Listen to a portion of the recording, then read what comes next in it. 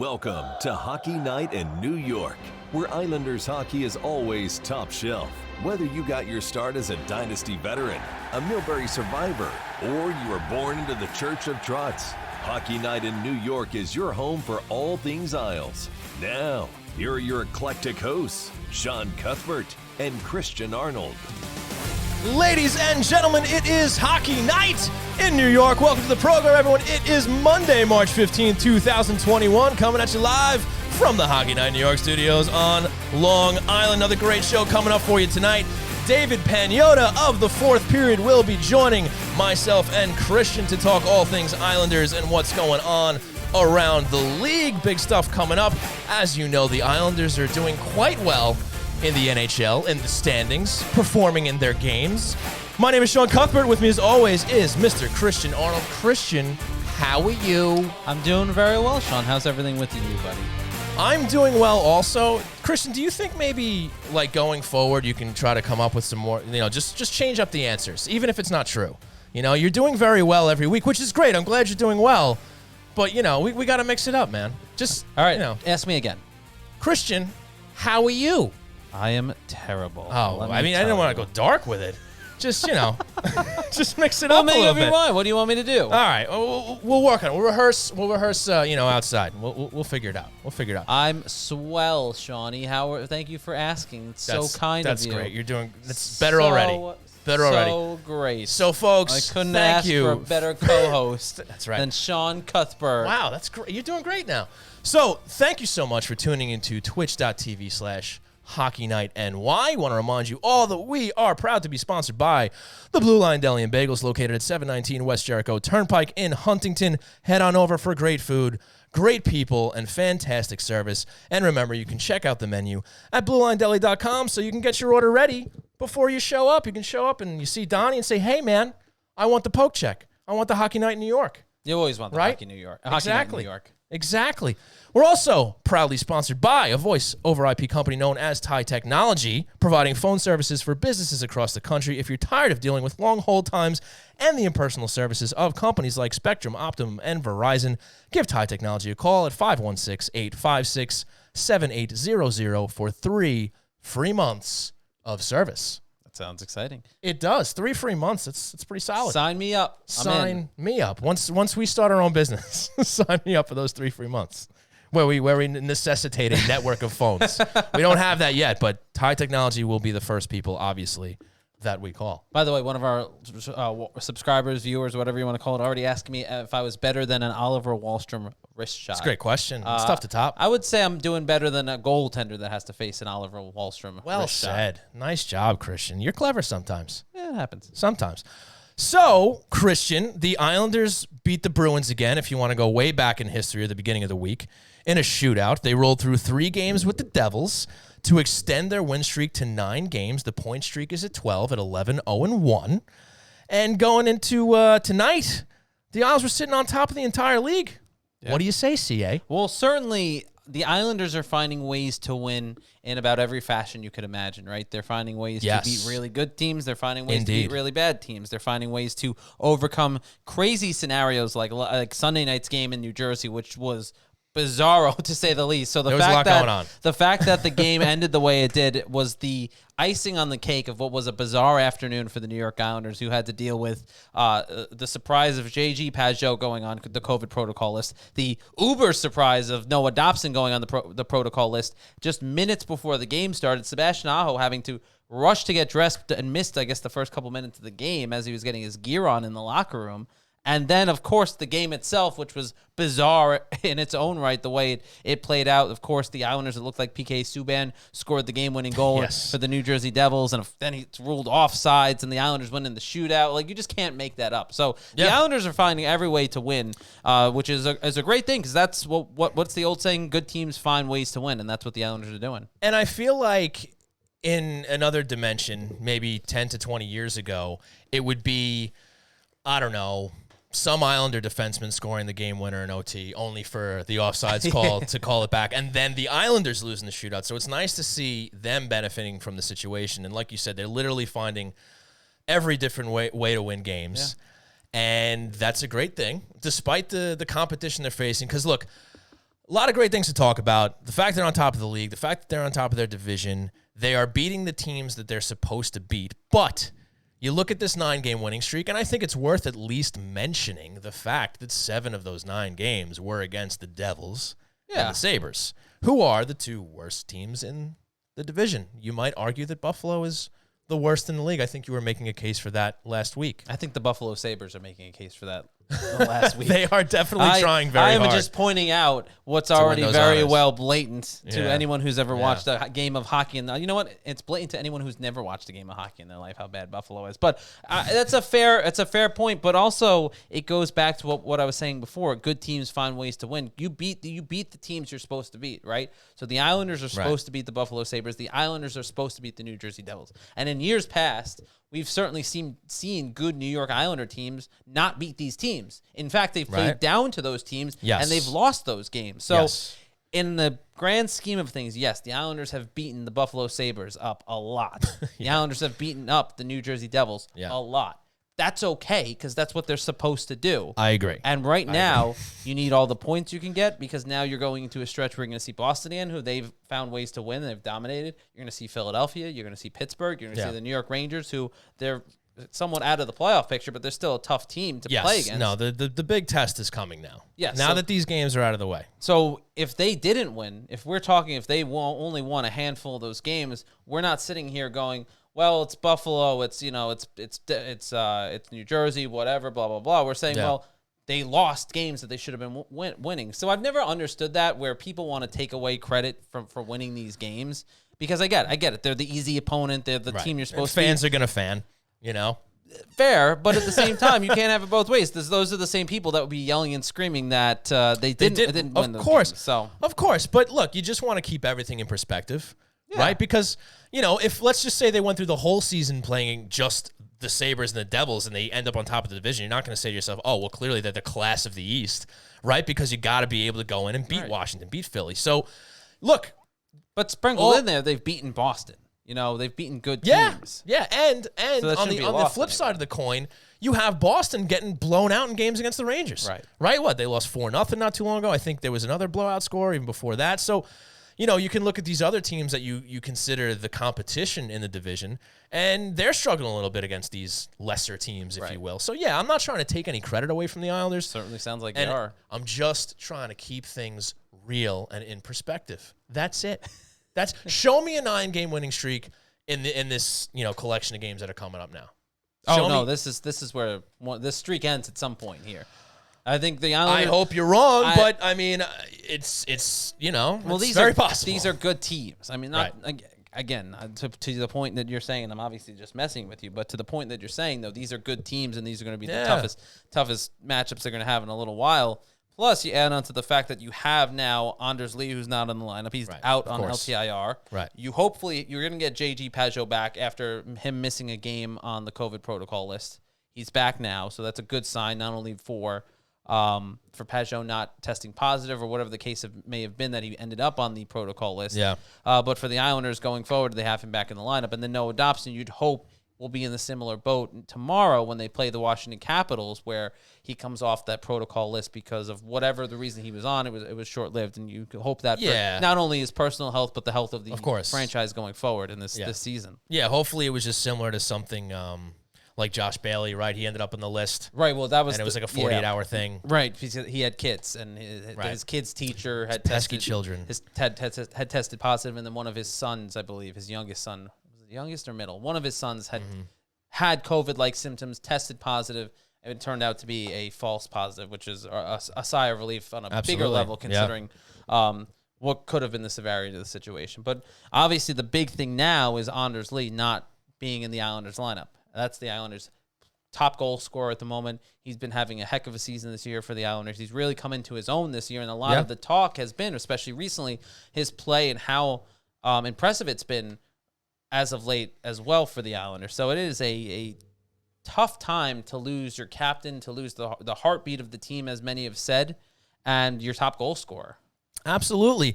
And it's a shame because up until then, the Islanders were really firing on all cylinders. And it's not so often that you can look up and down the lineup and being like, you know what? everybody's pulling their weight to one degree or another. That doesn't mean everybody's scoring, getting on the score sheet, but I feel like you could go up and down the roster pre-Anders Lee's injury, the games leading up to that, and I don't think there was a lot to complain about. No. Anybody who was getting out on the ice was contributing in one way, shape, or form. And you don't get that all the time. Maybe you get it for a couple of games. You get it for a game or two, whatever. And then you're back complaining about Josh Bailey or Michael Del Cole or whoever it is. Right. But I just feel like, they were really just, I love using this phrase, I do it all the time, but well-oiled machine, right? Everybody gets out there, and the forwards are doing their job. The defense are taking care of business. They're keeping pucks away from the goaltender. And when they do get to the goaltender, either Varlamov or Sorokin, for the most part, have been keeping them out of the net.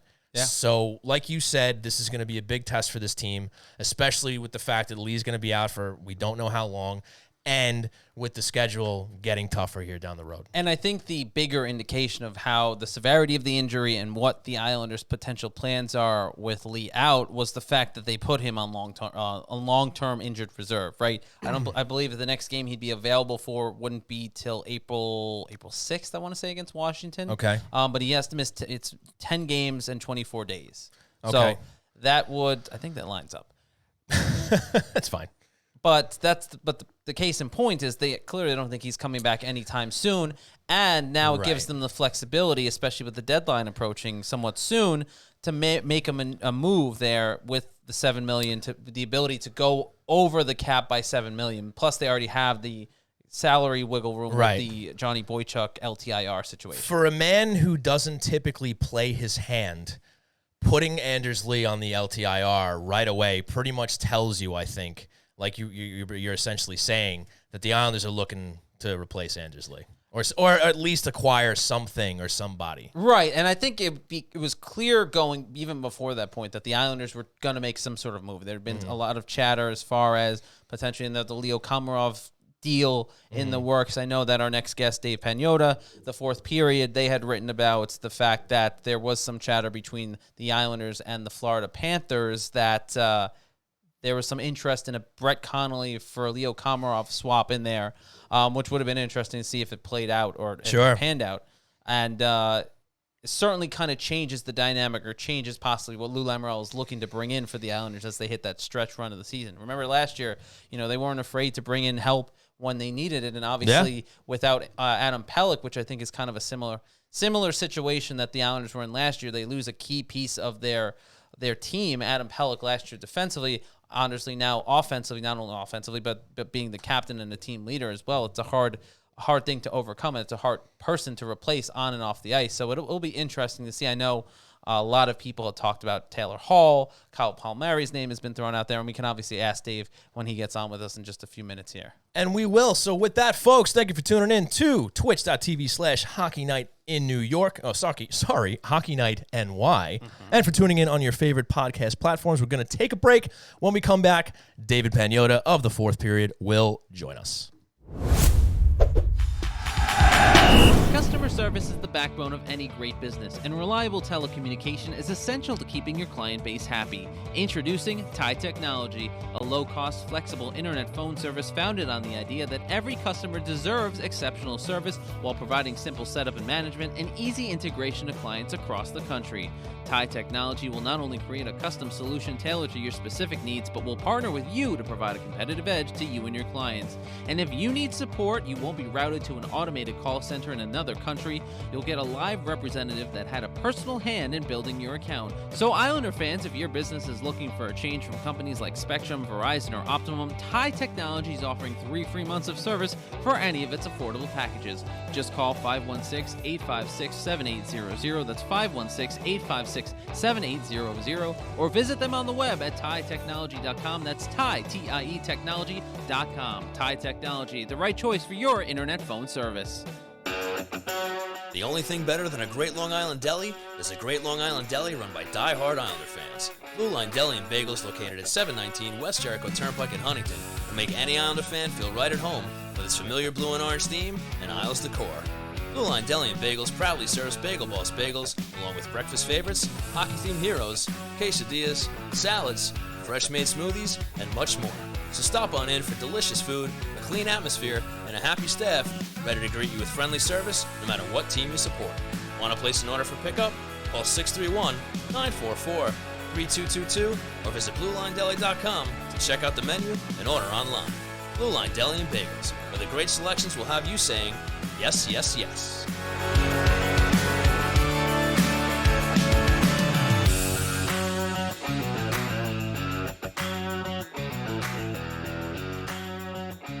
Ani and C. Arnold on Hockey Night in New York.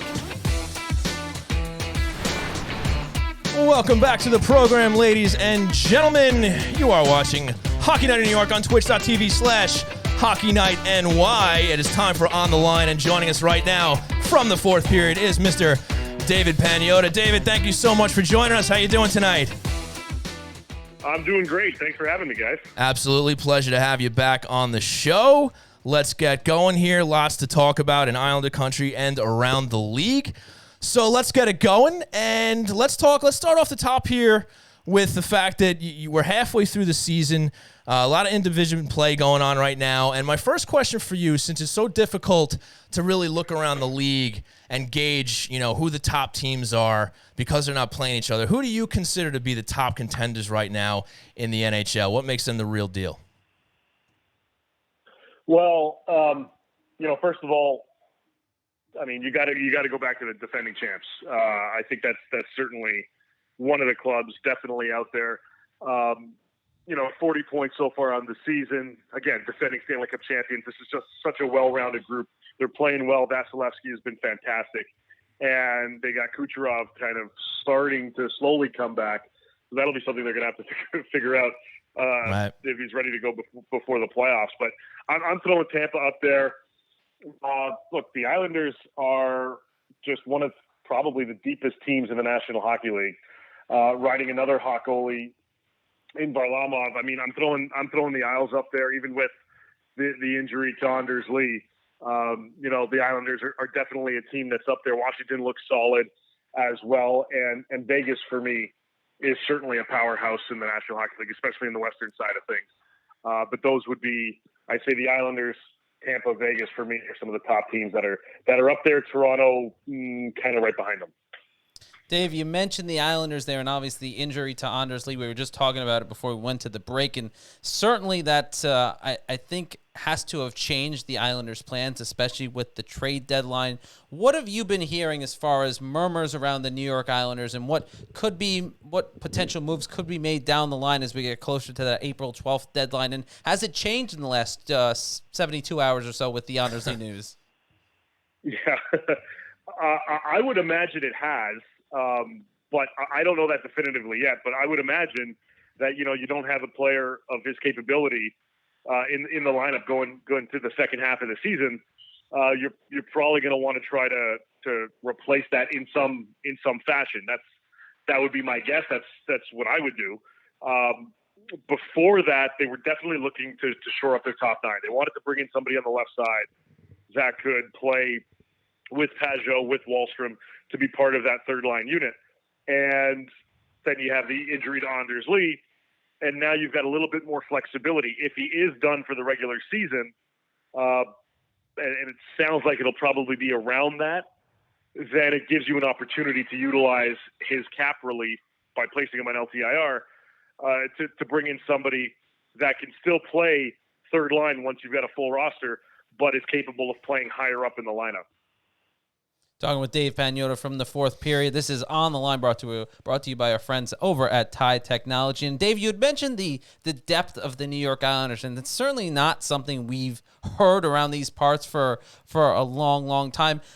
From that outside perspective, when you look at the New York Islanders and their depth, where do you see the most depth on this team, and how has that paid off during this shortened season?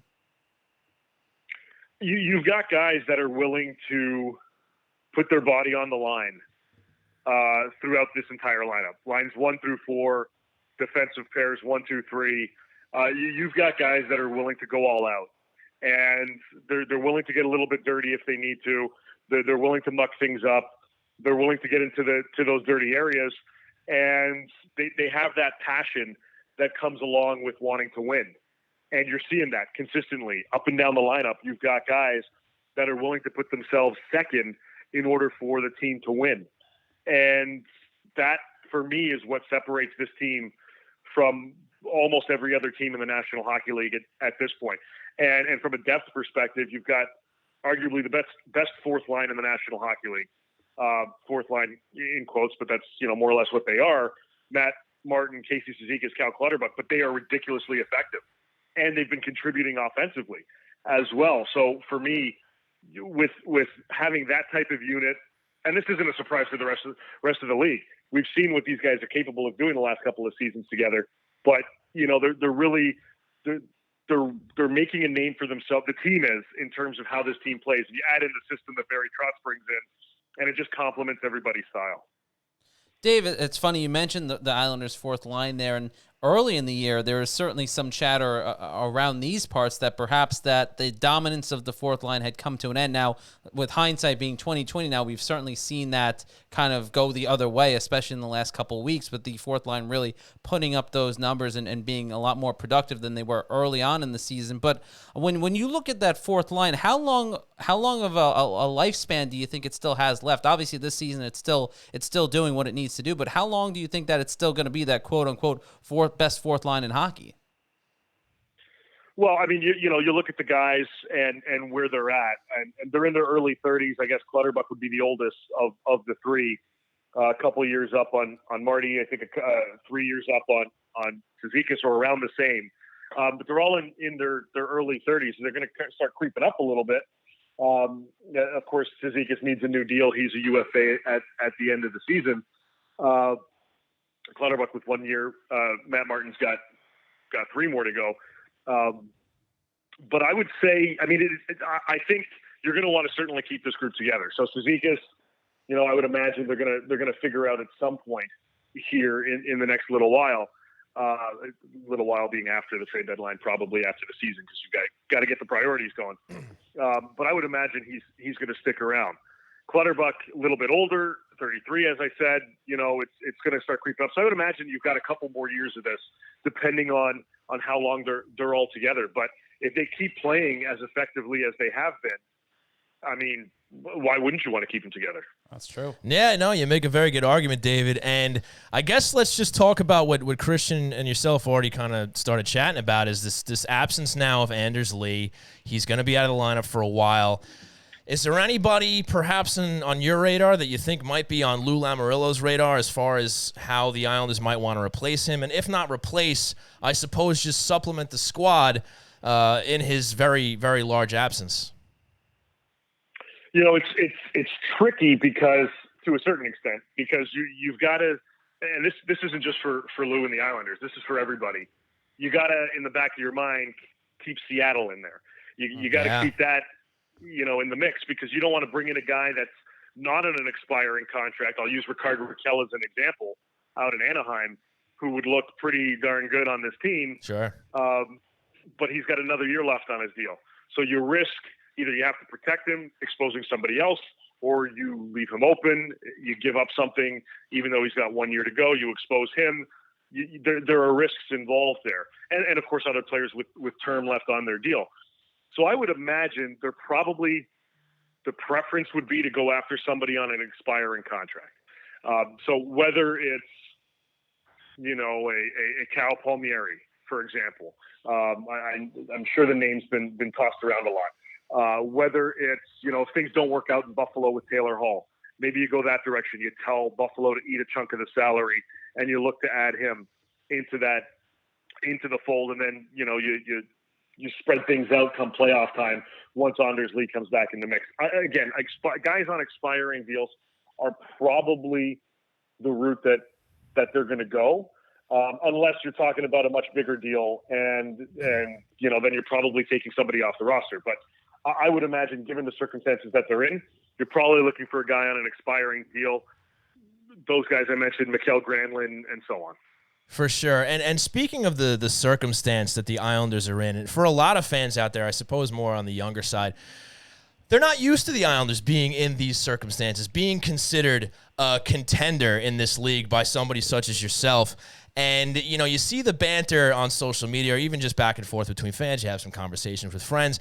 and it comes up, the trade deadline's coming, and, the Islanders got to add, they got to fill in Lee's spot. Oh, but don't give up a first-round pick. Or, oh, you got to make sure you hold on to those 2 picks that you got from Colorado in the Taves deal. So, right. Now is the time, right? This is a win now team. You look up and down this roster, the talent that they have, the ages of some of the guys on this team. You kind of throw that stuff to the wind, right? Lou Lamoriello and Barry Trotz want to win. That's why they were brought here. Can you maybe just, assuming that you're on the same side as me here, maybe just kind of, I guess, reassure the fans here that you worry about the future later when you got a shot at the cup now? Those guys want to win. The players want to win. The owners want to win. This is an opportunity to go after it. And when you're a team that has a 23-year-old Matt Barzal, that you've got a 20-year-old Oliver Wahlstrom, that you've got 22-year-old Kiefer Bellows that's starting to now come into his own. Beauvillier's 23. I don't see, and of course Dobson on the back end, and some of the kids that you have coming up in the system. Sorokin, 25 years old. You can afford to miss a couple draft picks, even though, perhaps they're high picks in terms of rounds. You can absolutely afford to make that move. Obviously, it's a risk, and of course, that plays a factor. Sure. But you got to make these calculated decisions. And with the way that the Isles are positioned right now, now's as best time as any to go for it. And this may be, an indirect blessing from a cap perspective that Lee's out for a little bit. If this team didn't have the depth that they had, I would be a little more concerned. But they've got that. You spread the ice around a little bit more. You give a little more time to some other guys on the team. Bailey gets a little bit more ice time. Nelson gets a little bit more ice time to supplement until you bring somebody in. Now's the time to do it. If you're going to do it, now's the time to do it. And again, based on, their prospect pool, some of the kids that are already on this team, I don't see why you wouldn't want to make that leap right now if the right opportunity popped up. Talking with Dave Pagnotta of the Fourth Period here on the line, brought to you by our friends over at Tide Technology. And Dave, moving more towards the broader scope of the league, obviously the trade deadline a little less than a month away now. With so many teams kind of in this position, especially with the flat cap this year, is this a trade deadline where we're going to see a lot of activity, a little activity? Where on the spectrum is this going to be as far as excitement and worth watching the whole day once April 12th hits? Yeah, I think it's going to come down to how creative a lot of these GMs are going to get in utilizing other teams to help offset some cap restrictions for a lot of clubs. We saw this a little under the radar last year, but at the trade deadline, Toronto actually helped out Vegas with the Robin Leonard deal and Chicago to make that all happen. They ended up getting him for 4 minutes basically, but retained salary, got a pick out of it.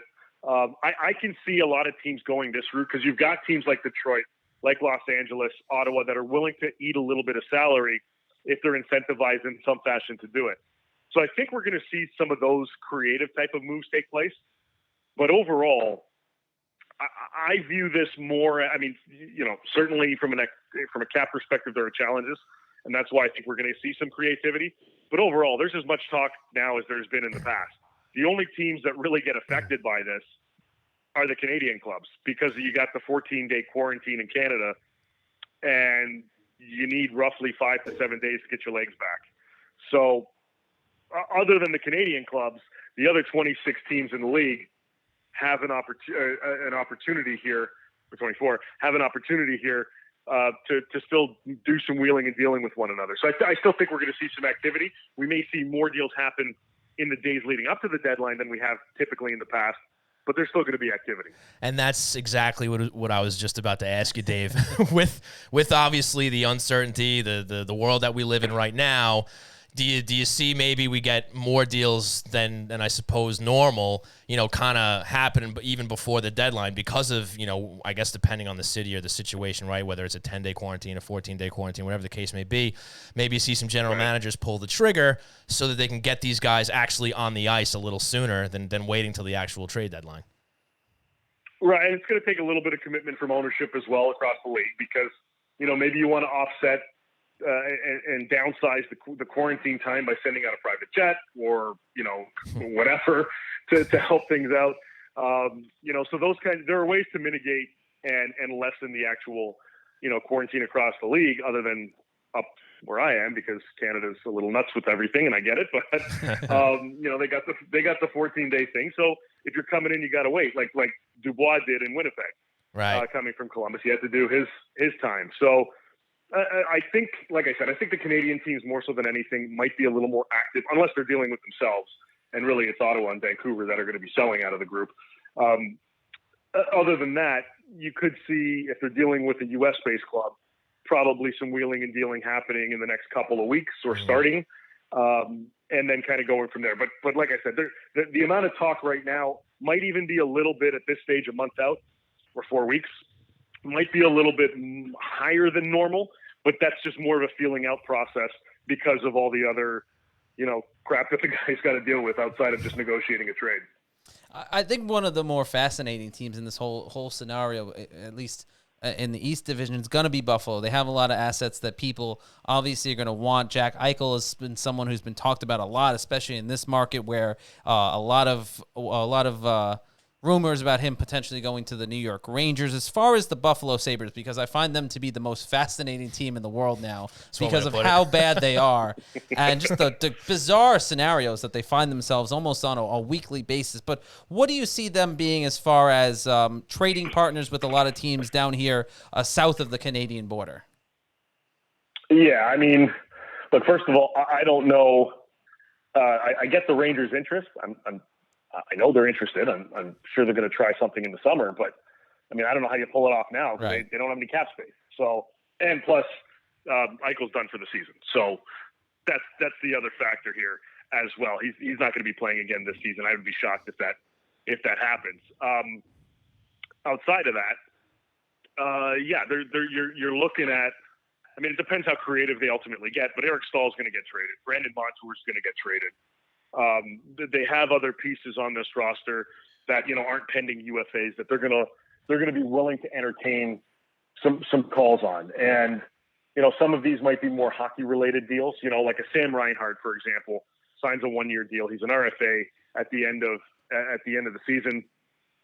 There's going to be certainly a lot of interest in him. They're willing to listen. I don't know definitively which way they go, but based on the way this guy has performed, especially in that market and on that team, there's a lot of value tied to him. So we may see deals involving these types of players like a Sam Reinhart take place in the offseason, but you could see a lot of legwork that kind of happens over these next few weeks. Obviously, they got to figure out what's going on with Taylor Hall. I believe they started those discussions with his agent, Darren Ferris, to see what that's all going to look like. I would imagine we will have some type of indication, as I would think sometime this week, from somebody that whether they're getting there or there's any progress in terms of getting an extension done. If you're the Buffalo Sabres and you've got a player like Taylor Hall who has actually played well, other than only finding the back of the net a couple times,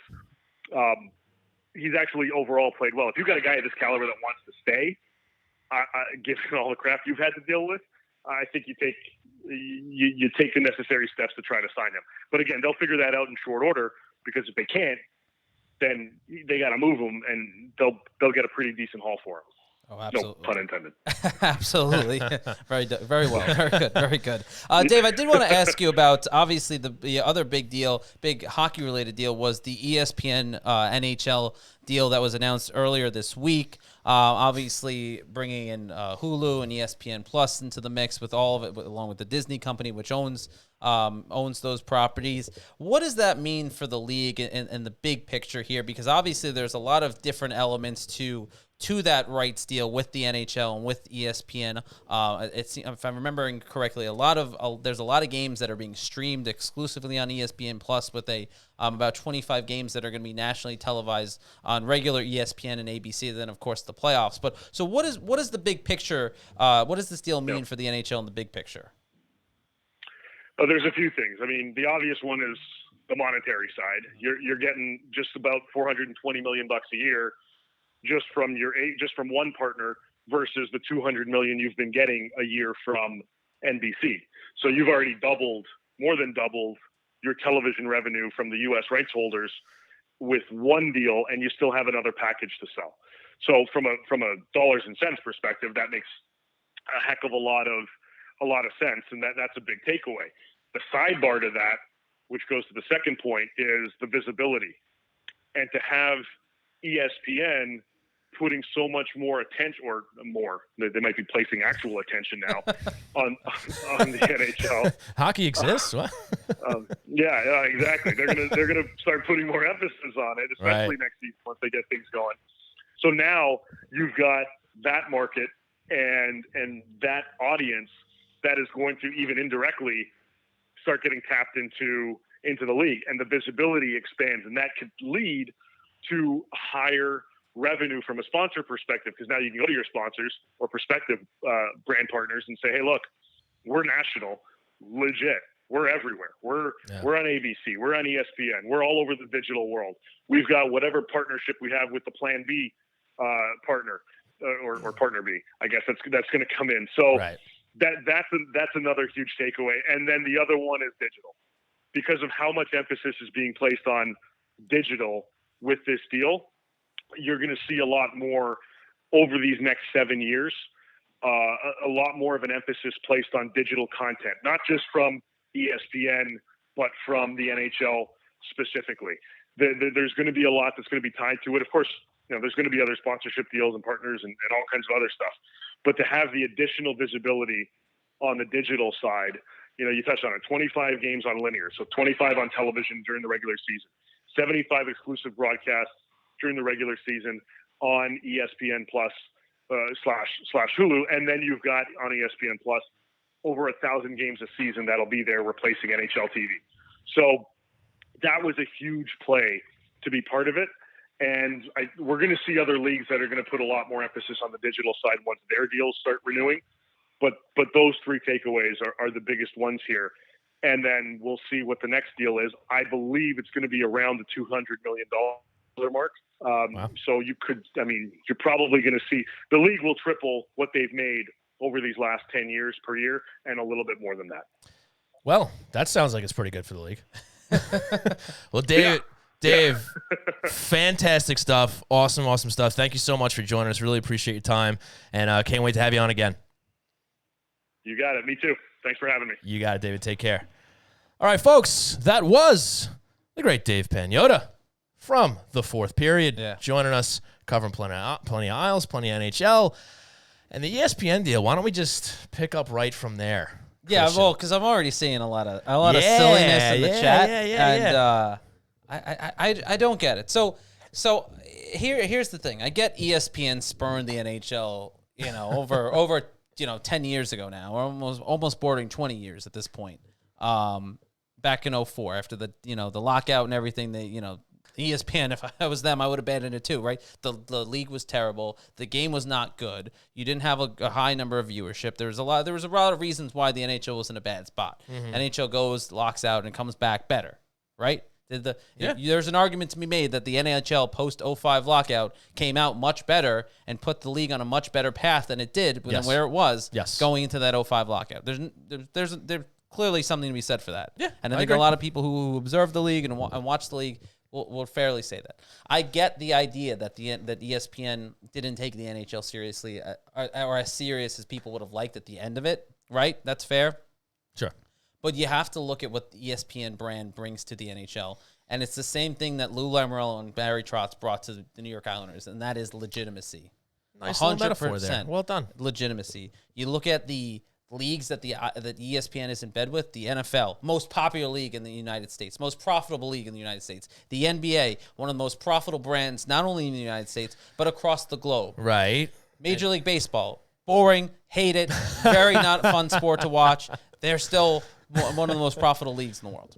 And then there's hockey. So I don't understand this kind of deflection. Oh my God, we're going to ESPN. It's going to be ruined. How could they do it? Christian, the ESPN deal, I'll tell you what, will bring in so much more opportunities for the NHL. It brings in so many more eyeballs. It makes it relevant outside of just hockey fans. And I think hockey fans need to get out of that space where they kind of want to be in this exclusive club where, oh, hockey's the best sport, and they always got to. We always got to hear, they're handing out the Lombardi Trophy. Oh, if this was the Stanley Cup, everybody would get it, and the players would. Who cares? Like the fact that people have to do that drives me nuts.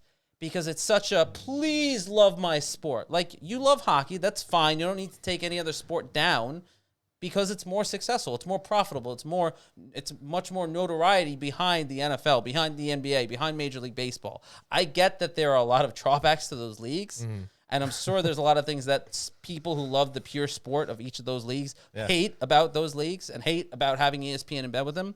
But at the end of the day, there's a reason why my mom, who doesn't know anything about sports, knows who LeBron James is. Knows who. I didn't see you going that way. Knows who Tom Brady is.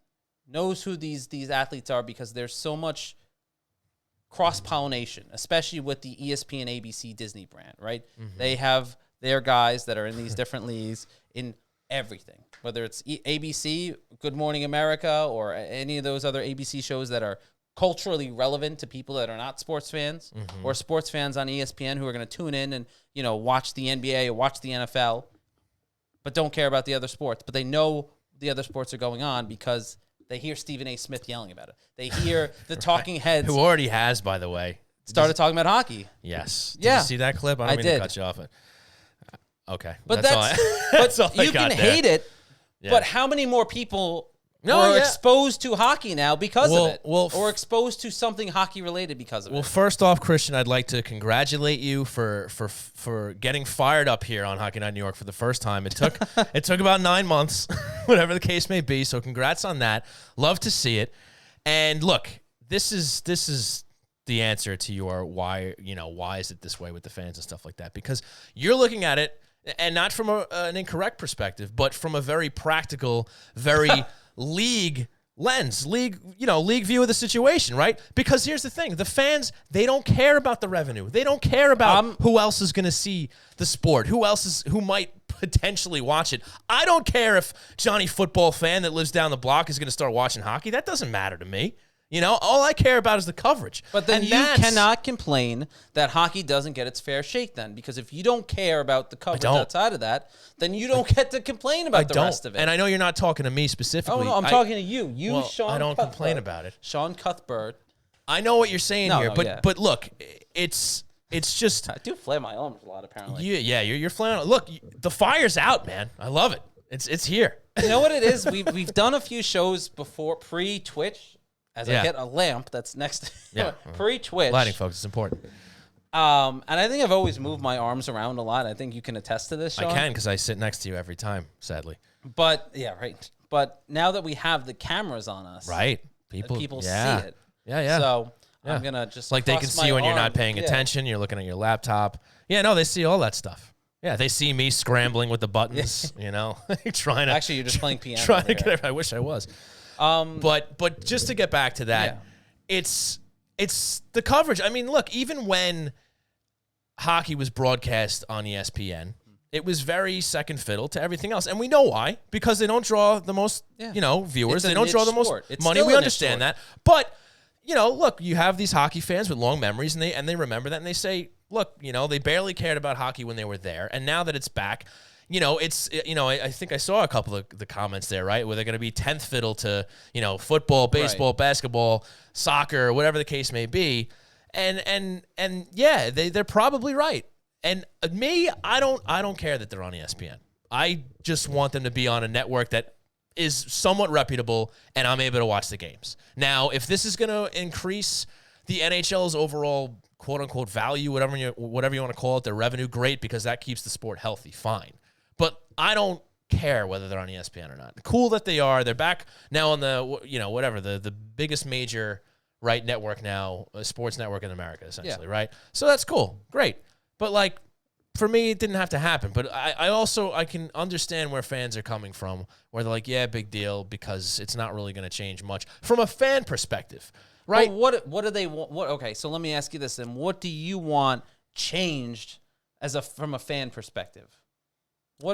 What is the ideal? And that's anyone in the chat too, if they want to write in and let us know, because I'm curious. I'm genuinely curious. What is it that you want to see from the broadcast coverage that's not going to be delivered or wasn't delivered? It's no fan's priority to grow the sport. Like, nobody cares about that. I mean, yeah, maybe it'd be nice to have your sport as number one, and it was more highly rated than basketball, football, and baseball. It's never going to happen. Right? Never going to happen. It's never going to happen. It'd be nice, but, like, who cares? I mean, it could happen, but it's a cultural thing in hockey. It's a culture thing. For sure. There's a lot of things. You can devote a whole show to that, to be honest with you. But, I mean, look, maybe I speak for some other fans, maybe I don't. But as long as there's widespread coverage there, you can watch your favorite team, and the coverage is good, whether it's the analysts that are covering the game, right? Your play-by-play guys, your color commentary, your in-between, your intermission people, just everybody that, puts a good production together. When you're watching a hockey game, you're saying, yeah, that was enjoyable, regardless of what the outcome of the game was, but they put a good presentation on. That's essentially all that matters, I think, from a fan's perspective. It doesn't matter what network it is. I mean, let's be reasonable. Like, if it's on, OLN or, like the home cooking channel, obviously that would be a problem. But, look, give me NBC Sports Network. Give me... NBC Sports Network clearly doesn't want to be in bed with they're the done. NHL. Well, they're finished. Yeah. That's not even going to be a network anymore. That's getting phased out. Well, NBC as a whole, I should really rephrase that. NBC is clearly going in a different direction, in the sense that they're investing more probably into their football, football coverage packages that they'll eventually have to renew, and they're investing a lot of money in that. With Sunday Night Football kind of being now the premier kind of football game in the country, where the way Monday Night Football used to be. And I'm sure I could say anything about the NFL, and you go, well, I have to. Yes, that's my job here. Yeah. You don't know. I don't. Well, you know what's starting this week, right? No. You don't know what's starting this week? Well, I don't know, Christian, because, I mean, it could be anything. I mean... Big college basketball tournament. Are you starting cooking classes? Big college basketball tournament. Oh, yes, the madness of March. Crazy time. Yeah. Crazy time in the spring. Yes, that's happening. I'm aware of that. Okay, just wanted to make sure. But as you can tell, it wasn't even the first thing on my mind. I'm like, what's happening? Like, I didn't know. You could have been talking about something personal. I don't know. I don't know. You got to clear these things up for me. A sports-related thing. Yeah. The one thing I will say too, I don't know where we were going with that, but someone just pointed out something very, very correctly. That a lot of it, people have to realize a lot of this deal. This was from Melormenia 22. Who said that people just have to realize this is about the streaming and less about cable coverage. And there's something to be said about that. Now, what people also have to understand is that I'm sorry, I was reading the I'm reading the comments. Yeah. As was I.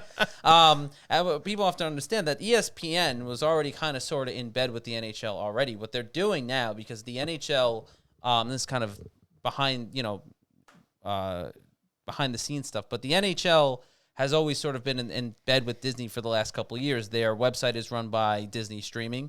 The highlights that are cut are run by Disney Streaming. The NHL.TV is run by Disney Streaming. Disney Streaming is owned by, obviously, Disney, Disney Streaming used to be a Major League Baseball Advanced Media, and then that was spun into something else and sold, and Disney bought it eventually. And Disney Streaming, by the way, is also what runs Hulu, ESPN Plus, and all their digital assets. So the ESPN has already sort of had their hand in the cookie jar with the NHL already. Sure. And now it's just more official. They're taking over. They're getting rid of NHL.TV, and they're streaming those games through ESPN Plus. Great.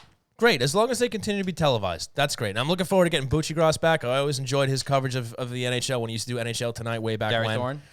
I hope Gary Thorne's back. Awesome. Loved Gary Thorne. He was excellent. I wonder if they'll is Bill Clement still doing color anyway? Is he still doing color for the Flyers? I think so. So then I guess he could still do national with Gary Thorne. That'd be cool. Get those guys back together.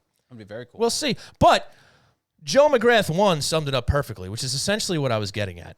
These are concerns for owners and commissioners. Just bring us the damn cup. Yeah, but there it is right there. They're concerns for owners and commissioners, sure, but it has a much broader impact, especially when you're going to complain that the salary cap remains flat. The league has to be profitable, does it not? You want to complain that the salary cap's going to be flat for the next that affects year. The fans a little bit. I'll give you that. This is a big impact. This is a big impact in making the league more profitable, so it gets to the point where you can have a salary cap that moves. Well, if it doesn't, I'm gonna call you out and be like, "Where's the cap going, man?" Also, it just from a business perspective, or even just a casual observer, it never made sense for the NHL to be on one network. I think one of the NBC/NBCSN, whatever you want to call it, okay. /versus/ whatever OLN, whatever it used to be called. One of the most amazing things to me, and I will never forget this. I was sitting in Madison Square Garden. I believe this was right before the outdoor games between the Islanders and the Rangers and the Devils a couple of years ago. Okay. And a lot of the leagues, the NBA, Major League Baseball, NFL, had multiple partners when it came to broadcasting. They were working with Fox, they were working with Turner, they were working with NBC, ESPN, instead of just having one broadcast partner. I swear, and I will never forget this. I'm sitting next to another reporter who's doing an interview with Gary Bettman ahead of these games at Yankee Stadium. And he asked him about the TV contract and the TV deal. Why has the NHL given any thought to being on multiple networks? Mm-hmm. And I will never forget this because Gary Bettman said it in the most straight-laced way. He said, we are on multiple networks. We're on NBC and we're on NBCSN. And it was just the short-sightedness of the business perspective and growing the game and making it so that it's more reachable to more people. And I think that's part of the frustration. People want to say they love hockey and they want to see the teams do well and all this, and they're hockey fans and want to complain when it doesn't get enough coverage. Everybody wants to be the best. Part of the battle. Everybody wants their favorite to be the best. You need to be in bed with these different leagues, and especially with ESPN, to get coverage, get more people to like the sport instead of just complaining and sitting on Twitter complaining about the Lombardi Trophy being handed to the owners first instead of the players. That is pretty lame, Christian. Let's be honest. But who cares? Like, if that's your biggest thing, if that's your your biggest gripe with the NFL, why'd you watch the Super Bowl in the first place? It's just silly little things that I just don't get. And you I don't have get opinions. About the this is good. culture, This is good. All right. Well, that went very far and long, and I'm glad to get all of that out of you, Christian. I didn't know that was coming. So great stuff. Got fired up. It's just it flies in the face of common sense, I feel like. Okay. All right. Well, I think we can put that to rest. I mean, we still got to do the hero. There's other couple things we want to talk about, and Hero of the Week. We can't do this show for ESPN. Well, that's not who I picked. I guess. Hero. Well, before we do the hero, though, I wanna let our current viewers and listeners in on a special little promo we're doing here for anybody who's watching or listening to this particular show. Look at that. That's what I'm wearing. So you may have noticed we got this brand new hat, Hockey Night in New York. Love it. If I do say so myself, pretty hot. Pretty nice. It's great. Yeah, pretty nice. So it's gonna be the summer accessory. It's gonna be the accessory of the summer. Yeah, you got the cooling in the back, right? The mesh. Yeah. And you got the. I'm totally blowing this. Yeah, I don't know where you got the sway in the front. I was gonna try and go with you. I appreciate that. So anyway, for everybody, just saw my arms moving in the. For everybody that is watching or listening to this episode, as you can see up here, if you go to hockeynightny.com and you use promo code POD5OFF, POD, the number 5, OFF, you will get $5 off this brand new Hockey Night in New York hat. And that includes you, Christian. You can get it too. So yeah, just want to share that with you guys. Hit it up. Hope you guys like it. And it does. It matches the reverse retro. It certainly does. Yeah, which was the whole idea when we designed this hat. Yeah, exactly. Exactly. First of all, we knew that the Islanders were going to wear it basically right around when we released the design of the hat onto our social media Lou accounts. Lamoriello actually called us personally to tell us that they were going to make those reverse retros. So we knew all along. Yeah. That's how we got the head start on these hats, and we made them. Yeah, it's not a coincidence in the least. Yeah, so we're just that true of businessmen. And you should all be very savvy, impressed. I believe, is the word you would use. Whatever. Savvy. I'm so there you go, folks. The two of us. HockeyNightNY.com. You can grab this beautiful hat. Get $5 off. POD5OFF is the promo code. Rock and roll. So with that, Christian, hat. Can we? Yeah, I think so. If I do say so myself. But you've been saying so yourself the entire time. I have to. You got to push it. So with that, you ready for the hero? Let's do it. Let's do the hero of the week. When There's you hear the tune. this song, go ahead. No, I don't want to do it. Okay. When you hear the song, ladies and gentlemen, I just want to make fun of you. That means that's fine. That means it's time for the hero of the week, brought to you by the Blue Line Deli and Bagels Half Price Hero. And this week, being the egomaniacs that we are, the Half Price Hero. Yes, you do. Why would you ever say that? Is the Hockey Night in New York with grilled chicken, buffalo sauce, mozzarella cheese, avocado in a wrap. And little insider tip here: get that thing heated up. And melt that mozzarella. It's real nice. Hot sauce. A little extra hot sauce. It's real nice. They do a great job over there at the Blue Line Deli and Bagels, as the majority of you know. So, folks, head on over there. You can get the Hockey Night in New York starting tomorrow, Tuesday through Sunday, until we announce a brand new hero. So with that said, Christian Arnold, let's rattle it off here. I think you're going first, right? Me? Oh, okay. I guess. Okay. Doesn't matter whether I'm right or wrong. Let's go with you. And so I push this button. No, that's the one you pushed last time. So you did go first last week. Yeah. See that? See that's not right. So this is you did that on purpose this time. It says my name on top of it. Right. So why would I be? Oh, you know what? I understand what's going on. Anyway, it only took this is my hero. Many shows. Okay. That's just. Oh, it worked. I'm looking at the wrong screen. My hero of the week is Kiefer Bellows. You're killing it, bro. Kiefer Bellows. This is why you run the buttons, son. I just sit here. That's why I run the buttons in a very mediocre fashion. Kiefer Bellows, I think, deserves a lot of praise after the weekend he's had. Coming in a situation that was going to be rough for him, not taking the spot of Anders Lee, but because that he's trying to fill some of the void and obviously redeem himself a little bit after the opportunity he was given earlier in the month and not, or I should say in February, earlier in February, not being able to take advantage of. This time around, he came out flying. What do you have? 3 goals in 2 nights. Correct. Which was a huge thing for the Islanders. This past obviously. weekend. Yeah. Thank you, Sean. I understand how Saturday and Sunday work. Yeah. But absolutely, he fit right back into the lineup. He was the Kiefer Bellows that we had saw earlier in the season when Barry Trotz was saying he was starting to trust his game and trust him more in different responsibilities. So I think it was great to see. It's what you want to see. The one thing that we were talking about before the show with Kiefer was the fact that he's streaky. He's very streaky, unlike Oliver Wahlstrom. What was the way you put it? You said you trust Oliver Wahlstrom now. Yes, our little pre-show powwow. But I thought it was such a good comment, I wanted to bring it back. Oh, thanks, Christian. You're nice sometimes. So, yes, I'm at the point with Oliver Wahlstrom where I think he's the real deal. Yeah. Now, that's not me saying I think he's 50 to 60 goal real deal or anything like that. I just think he's established himself. He's going to be a mainstay on this roster for a long time. I think that he's shown, yes, the guy's shown that he can score goals. He's got plenty of confidence out there. He looks really comfortable, and that shot is going to take him places. Yeah. He keeps whipping those pucks. It's going to work out well for him. It's going to work out well for the Islanders. Now, great that Bellows had 3 goals over this past weekend, Saturday and Sunday, against the New Jersey Devils, Christian. But I still need to see more out of him. Like, it's funny because when he had his first kind of flash in the pan, I think what was his first game against the LA Kings, he puts 2 goals in and then he disappears. Yeah. Right?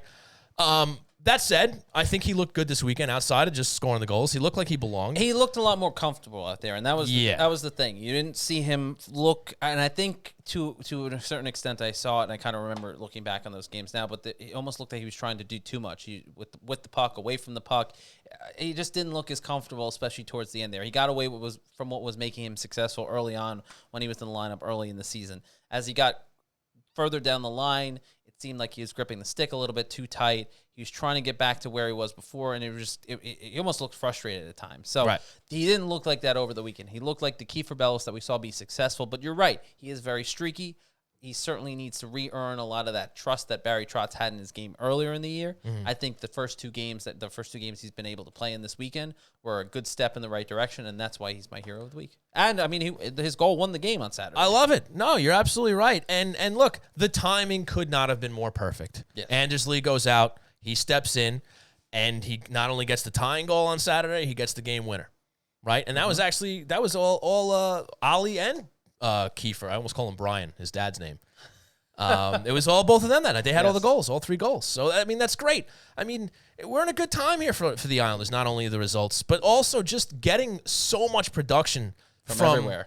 From everywhere, but from the young guys. Yes. We're not talking about too many busts. We're not talking about too many guys that you know, they were drafted high and they're not doing so well, right? Yeah. The majority, everybody's kind of, you know, as advertised. Everyone's starting to become as advertised. Yes, everyone's getting to that spot where Islander fans expected them to be, or they're kind of reinventing who they are. In the case of Michael Dow-Cole. Right.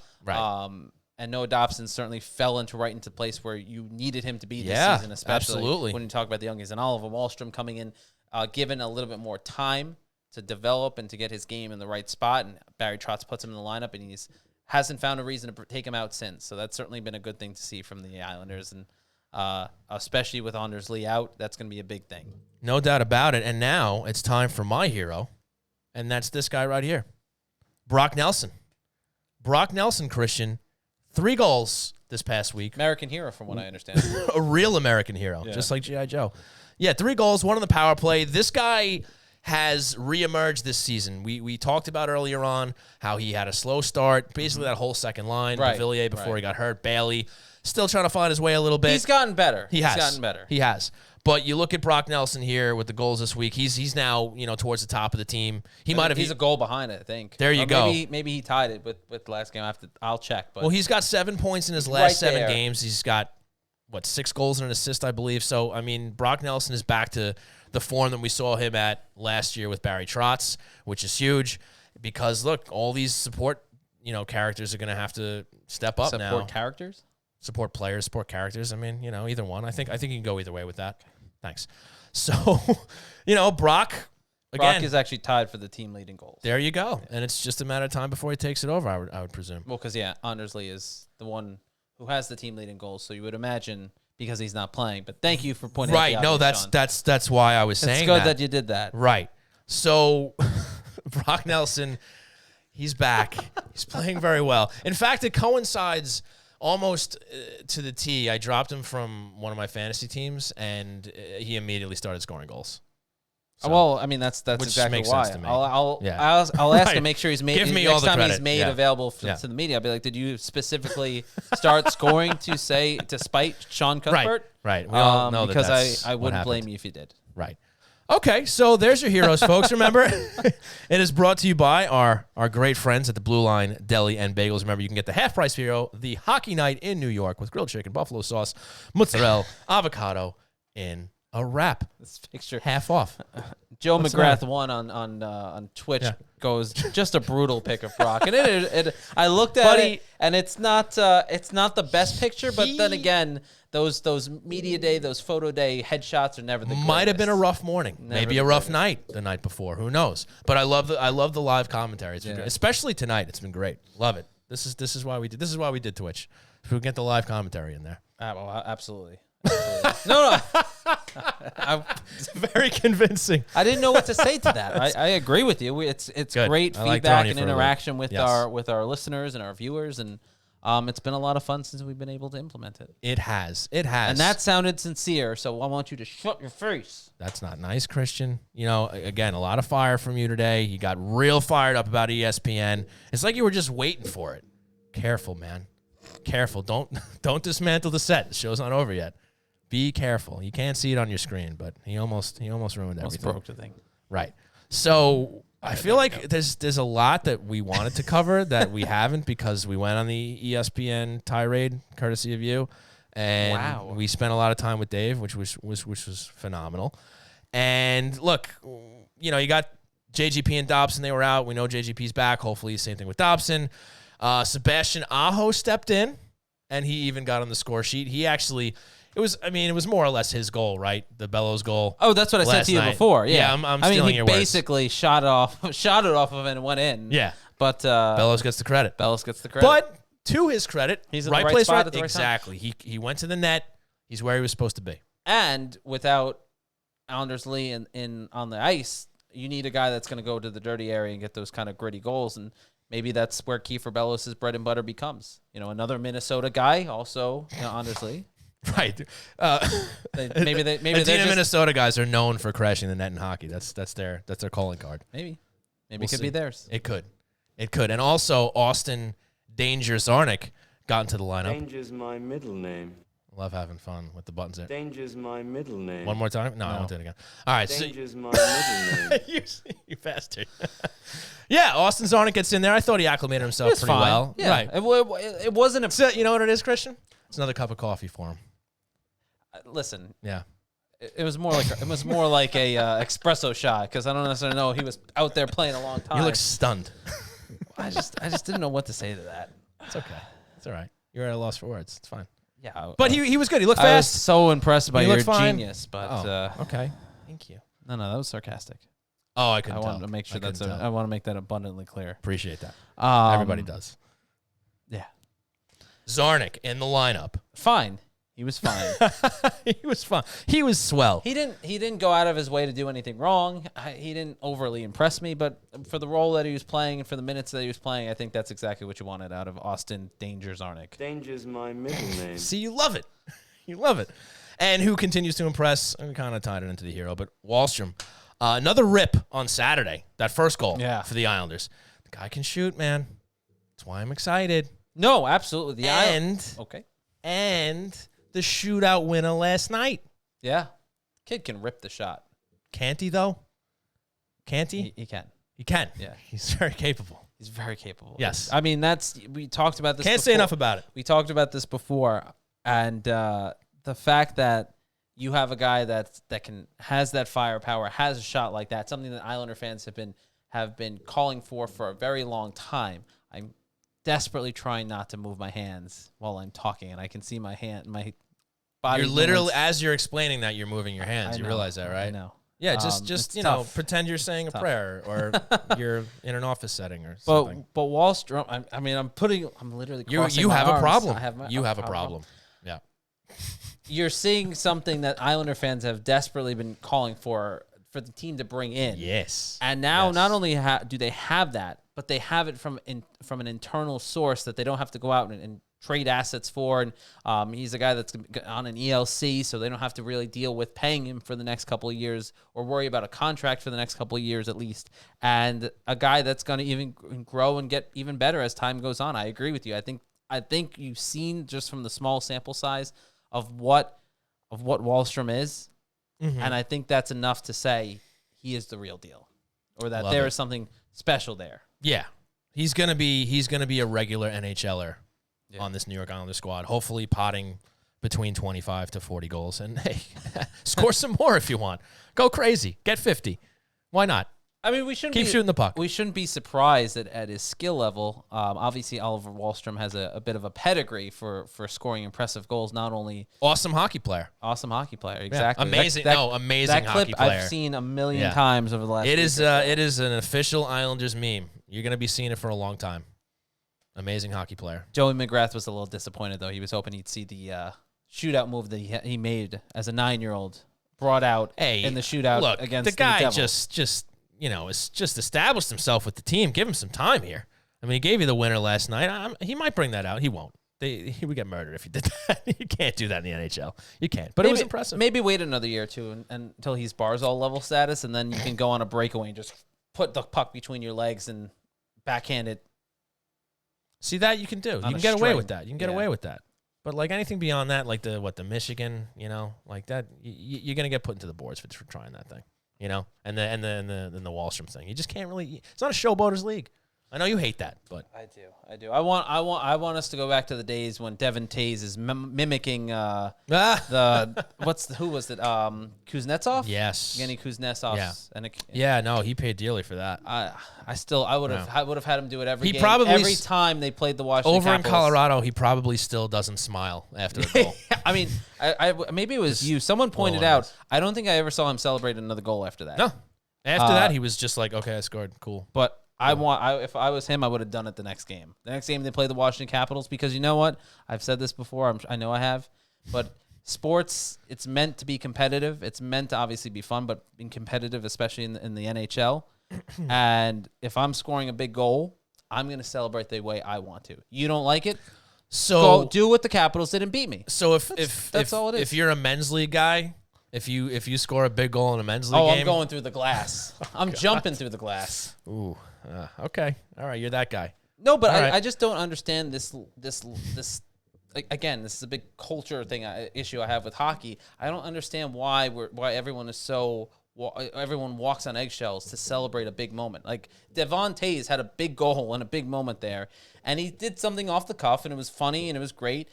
But to my point, though, the Capitals didn't like it, so what did they do? They came back and they beat the Islanders. That's fine. But you got to just have the gumption to back that up. And if the Caps didn't come back and win, nobody would have had a problem with it. He'd still be doing stuff like that. Actually, I don't know. He'd still be celebrating goals. I think Lou and Barry would have had a problem with it regardless. Okay, that's possible. I'll give you that. I can't say that for a fact, but my gut feeling is it would have been an issue.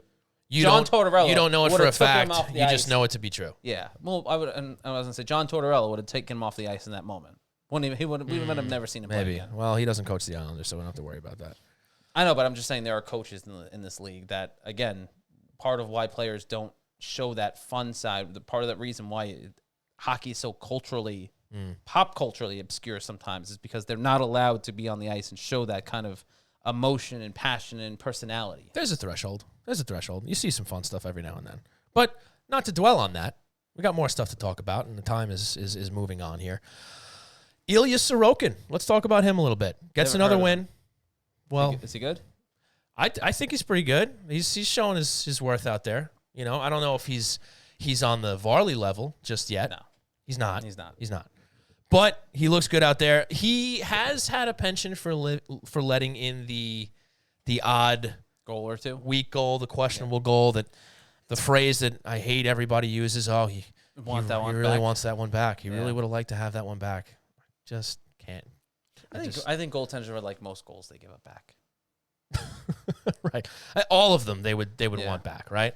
But like just say it was a bad goal. Yeah. Just say, like, that's the press coverage version of the thing you're complaining about on the ice, right? Because you try to say it in a nice way. I mean, what you're really trying to say is the goal sucked. It was a bad goal, but that's one he really wants back. It was a bad goal. He should have stopped it. That's what that means. Just say it. Just say it. And if you have to be tactful about it, fine. But what does that even... that's one he would really like back. See, now you got me going on a rant. I'm fine with it. I'm okay with it. I agree with you. We're airing all our grievances tonight. We're on the same page. I think it's a stupid saying. I think it's a very overused, stupid saying. Of course, every goaltender wants every goal they ever gave up in their entire career back. They would take every one of them back if they could.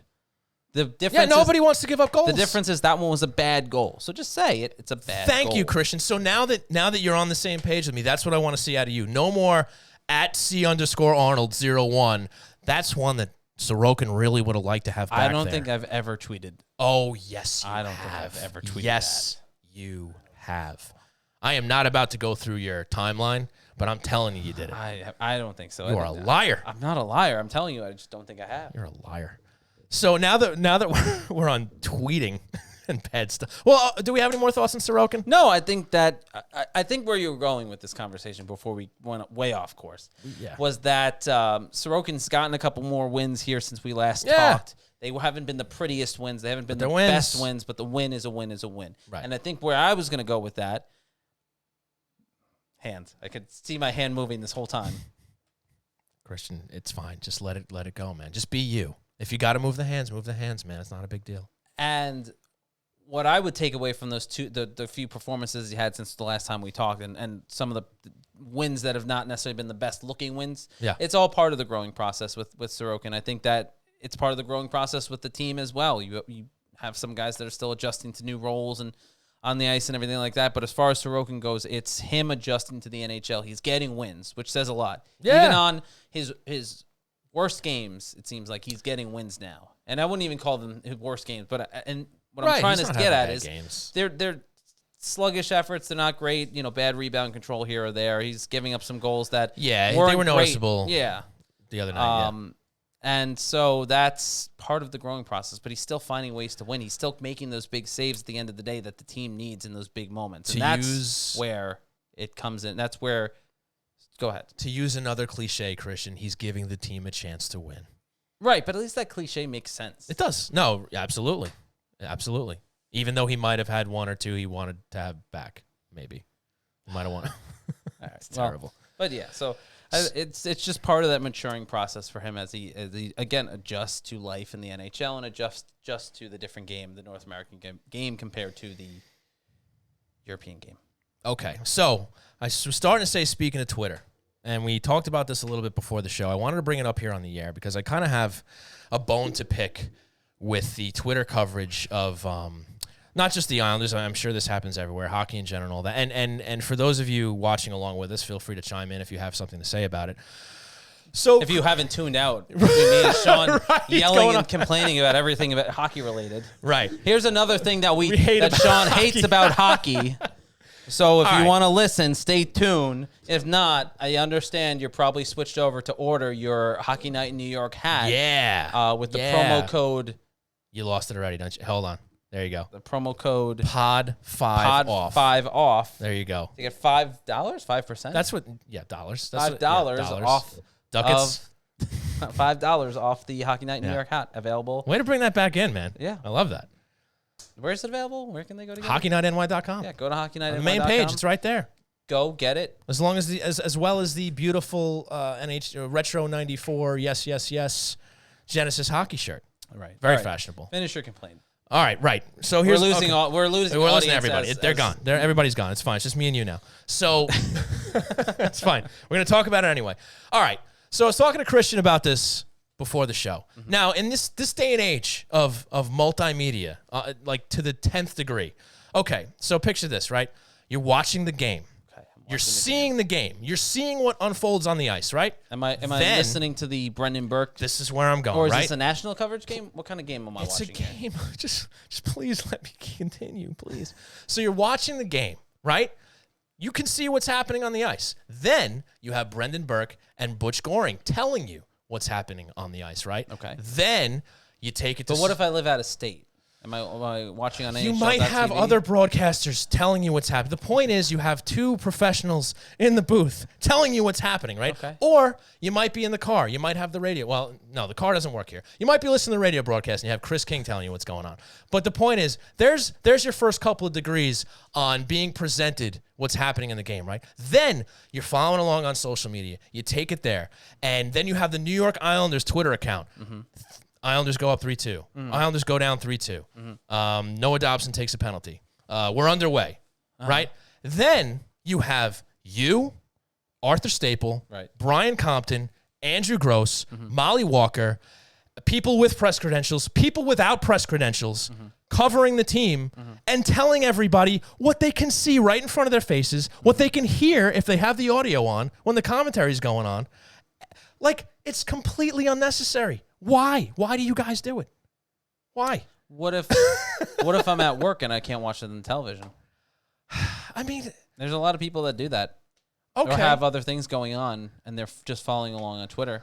Because I have gotten like 4 people. I have gotten a lot of tweets about, oh, I'm at work. Thank you so much for tweeting. Just feel like that there's not a wide audience for that, you know? I mean, yeah, sure, some people work at night, but most people are home watching the game or at the game. It just seems a bit much that you have 17 people on Twitter all telling you at the same time that the Islanders gave up a goal.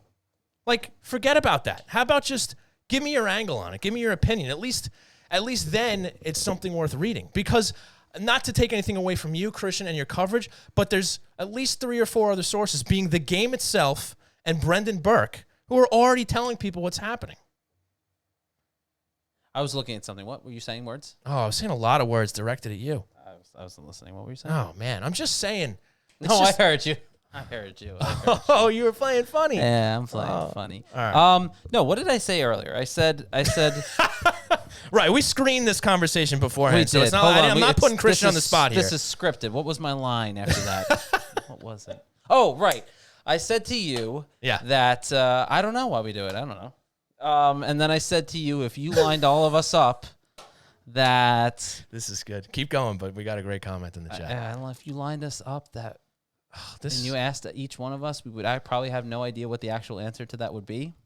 Yes, you said something like that. That's what it was. Like, I get it. You guys, you're doing your jobs. You're covering the game. But I got to tell you, pal, we don't need at CA Arnold, CA_Arnold, whatever your tag is, whatever your name is, to tell us what is my name? that the Islanders just went on the power play because 17 other people already told us. Well, unless I'm first, in which case, then someone else. Right, you may have tweeted out the millisecond before everybody else. But, you know, I'm just trying to look at this through a logical lens here, and it just seems like it's a waste. And maybe somebody agrees with me out there, disagrees, but I love that Millar Media 22 on purpose next game have them all tag Sean in the tweets, I will, which would be hilarious. I actually might do that. I can send that. I would shut my phone off. I can send that around.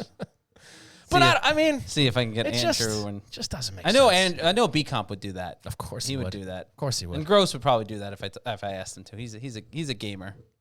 Okay, well, good luck in that. No, in that I think journey. to answer your actual Please. question there, Somebody else has got to be thinking it. No, I'm sure a lot of people think it. I mean, it was funny that you mentioned that, and I do remember what I was going to say to you on a serious note. I believe it was our boy Matty the Usher, right? The one that did the video. Matty Boy. Yeah. Okay. Yeah, the Usher. Yeah.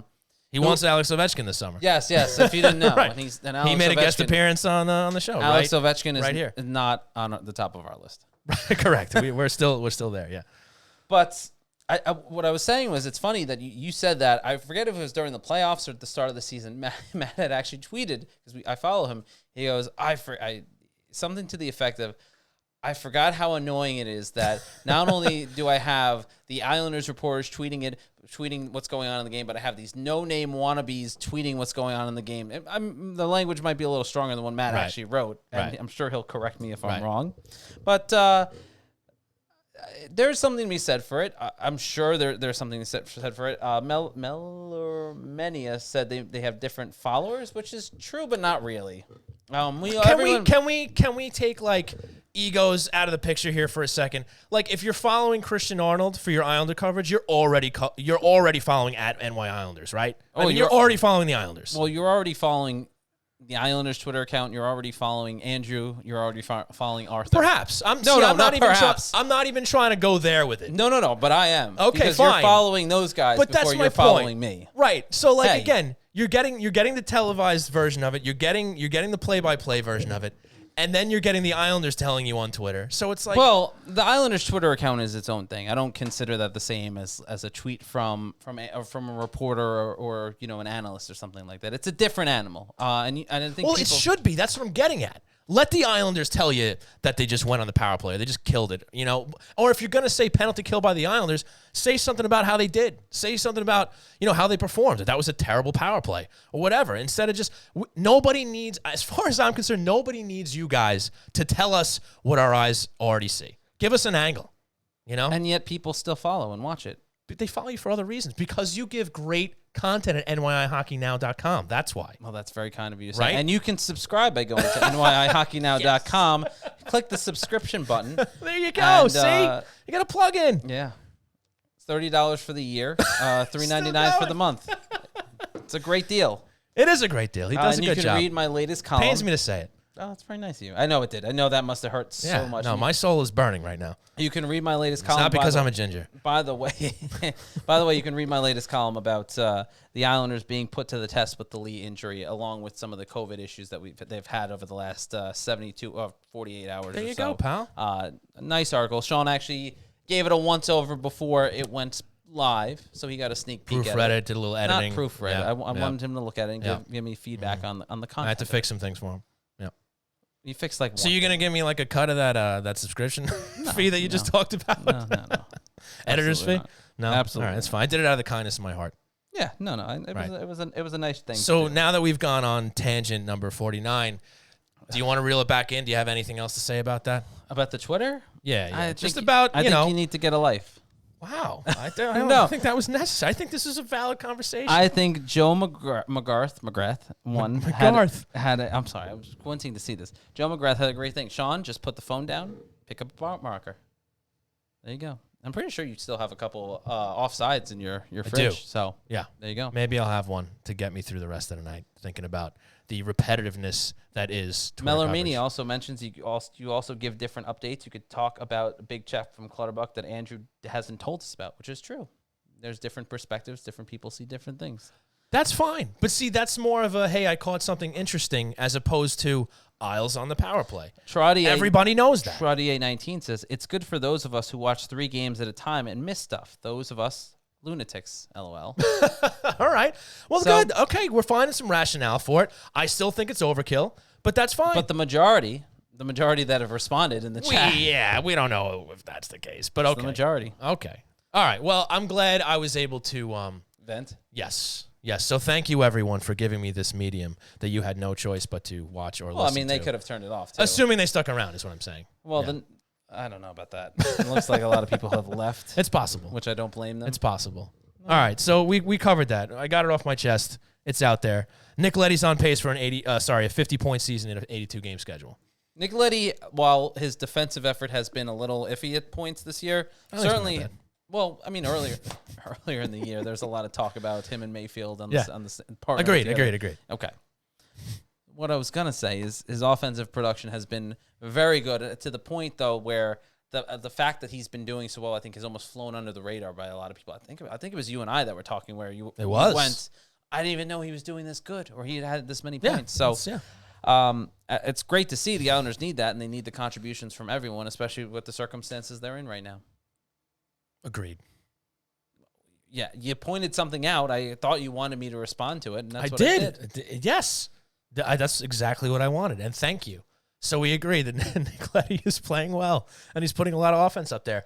Again, under the radar, like we've said in previous shows that you've forgotten about, that, he hasn't been that go-to guy. I thought you wanted me to respond to what you were saying. You know what? I'm about to pull Pierce Morgan and walk off the set. I think you're overreacting. I think you need to lay off the coffee or whatever it is that you're hitting before the shows. I didn't have anything. The blood pressure is up, and, you got fiery about the ESPN thing. I think that was a little uncalled for. It was a little uncalled for. What are you talking about? It's a little uncalled for. I didn't mean that at all, but it got you riled up. That's all that matters.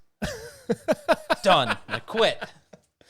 All right, so Nicoletti, everybody. He's doing great. He's doing great. Slam down. Fourth line continues to play well. Matt Martin with another goal. Cal got hurt for a little while. He came back. Anything you want to add there? Okay. I think you just winked at me. That was weird. That was strange. My eye twitched. Okay, and the power play sputtering out a bit. Couldn't solve the NJD penalty kill, even though they're awful.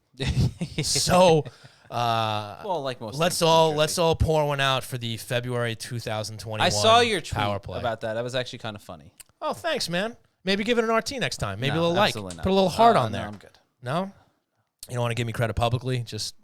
Well, I guess you kind of did now. Did. Yeah, I guess that's true. But at the time, though, I could have used your support there, man. You're my wingman here. You're the goose to my Maverick, except you don't die at the end. No, thank you.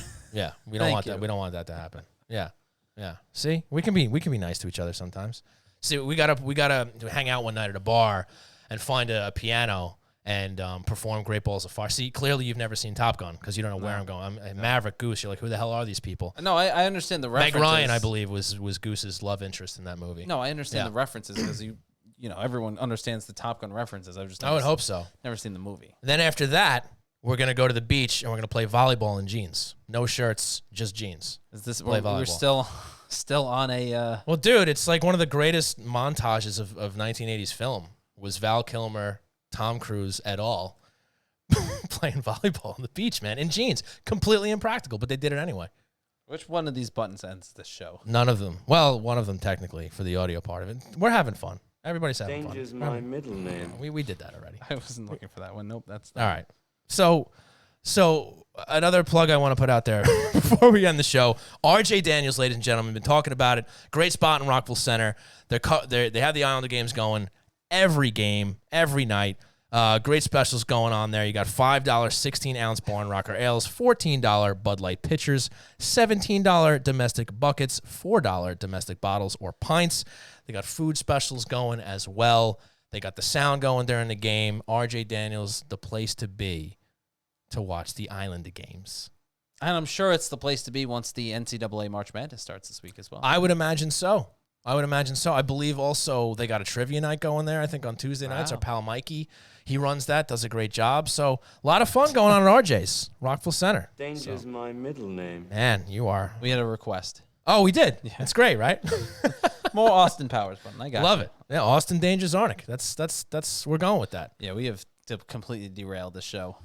A couple of times. No, I mean, but now it's just the train is completely off the tracks. Well, hopefully it's at least mildly entertaining for everyone else. I think the look ahead. Caps DC tomorrow night. Caps big DC. Game. The Caps in the District of Columbia tomorrow night. They're playing there. They're not playing at the Nassau Coliseum. I know that. Okay, so there you go. They're playing at. You just said Caps DC. You're supposed to tie it together, man. Caps District of Columbia. Tomorrow night. That's where it's happening. Well, yes, that is where it's happening. Yes. That is where it's happening. What's going on? This is awful. So that's the first big game. First big game. Let's go. After the string of games against the Devils and the Sabres. I didn't smoke marijuana before the show. I don't know. And why then you got the fans return, the season ticket holder return to Nassau Coliseum on Thursday at Philadelphia Flyers, the first of three games with the Philadelphia 2. Well, for this week, I didn't look beyond because we kind of just go week by week. Oh, true, so it's probably three, but it's 2 this week, Thursday and Saturday. Yeah. Mm-hmm. So you got what's funny now? I don't get it. Got any predictions, man? Well, I would definitely take Illinois to cover the spread in their first game of the NCAA March Madness tournament. Right. So what about the Islanders, man? 3 games this week. How many points they taken? Caps, Flyers twice. You know what? I will say that they take 6 of 8. Oh wait, that's not right. That's not possible, Christian. Oh my God! 4 of 6, I think, is what I meant. I guess that would be the next reasonable way to put that. 6 of 8, 7 of 15. That's an odd number, Christian. That's not possible. Works 100% of the time. It works 60% of the time. Nailed it. So 4 of 6. 4 of 6. You stole my guess. I'm gonna go. No, I'm not a math guy. You are not. I'm not. I'm gonna. I don't want to agree with my you. Middle name. I was gonna go with 4 too, man. Screw it. 4 of 6. I'm with you. We're gonna ride this train together. You don't want to go 6 of 8? I don't because then I'm not winning any bets because that's just clearly not possible. So I think we're good, man. I think we can wrap this. I want to hit the button. What button do I hit? I'm gonna let you guess. Nope, not it. Nope, you're wrong every you saw time. Guardians of the Galaxy, right? Of course. The scene where Baby Groot is. Yes. This is like that. Yes. This Nope. No. Yes. Thank goodness, folks. It's the death button. Nobody's dying here. Not with this. Maybe some of the audience did because of our antics tonight. But folks, I want to thank you all for tuning into twitch.tv/HockeyNightNY. Huge thanks to David Pagnotta. With this, whatever this was. Right. David Pagnotta of the Fourth Period. Great stuff from him. Yes. And a huge thanks to our sponsors, Blue Line Deli and Bagels, located at 719 West Jericho Turnpike in Huntington. Head on over for great food, great service, and great people. Check out the menu at BlueLineDeli.com for their great selections and hockey-themed heroes, including the half-price hero of the week, the Hockey Night in New York. Just mention the show and get it for half off. A huge thanks to Ty Technology, a voice-over IP company providing phone services for businesses across the country. Check them out at TyTechnology.com for all your telecom needs. Or give them a call at 516-856-7800 and get 3 free months of service. And a big thanks to you guys once again. Listeners, again, please give twitch.tv/HockeyNightNY a chance. Yes. Give it. You can actually view all the ridiculousness that goes on in this show. And now, can we hit 2 buttons at the same time? yeah, if you want, yeah. Oh, Yeah, it's just a little low there. Sorry. Yeah, but Austin was in there. Yeah. So, folks, thanks so much. If you enjoy the show, please rate, review, and subscribe on your favorite podcast provider. Tell your friends. Spread the word. What? Follow Christian Your favorite at podcast? Yep, that's right. At C_Arnold01. Follow myself at Shawnee Hockey. Follow the show at Hockey Night NY on all your social media platforms. We'll be back regular time next week, Sunday, 8 p.m. Maybe we'll be a little less. to talk about the Islanders taking 6 of 8 points against the 3 teams that they faced this week. They're gonna magic it. They're gonna make it happen. So, folks, thanks a lot. We're heading out of here. Thanks for tuning in. We'll see you next week. Nailed it. Oh, boy.